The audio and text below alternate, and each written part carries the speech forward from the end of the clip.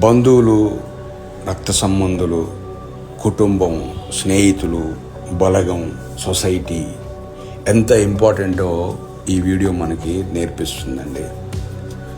First time ఎగురుతూ ఉంది పక్షి, తన తల్లి దాన్ని ఫాలో అవుతూ ఉంది.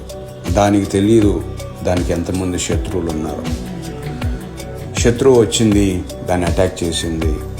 అటాక్ చేయగానే దాని తల్లి ఊరుకోలేదు, దాన్ని ఫాలో అయింది. ఇది చూసిన దానికి సంబంధించిన బలగం అంతా లేచింది. చూడండి, అందరూ ఫ్రెండ్స్, బంధువులు అందరూ లేచి దాన్ని అటాక్ చేస్తూ ఉన్నాయి. దానికి వేరే ఆప్షన్ లేక దాన్ని వదిలేసి వెళ్ళిపోయింది. చూడండి, ఒంటరిగా ఉంటే ఎంత ప్రాబ్లం అయ్యేదో.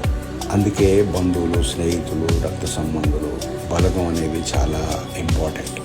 అయితే బాధాకరమైన విషయం ఏంటంటే ఈ రోజుల్లో ఒకరంటే ఒకరికి పడకుండా పోయింది.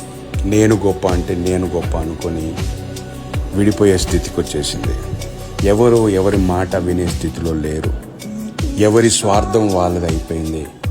ఎవరి బెనిఫిట్స్ వాళ్ళు చూసుకుంటూ ఉన్నారు. అయితే ఇలాంటి మంచి సొసైటీ క్రియేట్ అవ్వాలని కోరుకుందాం.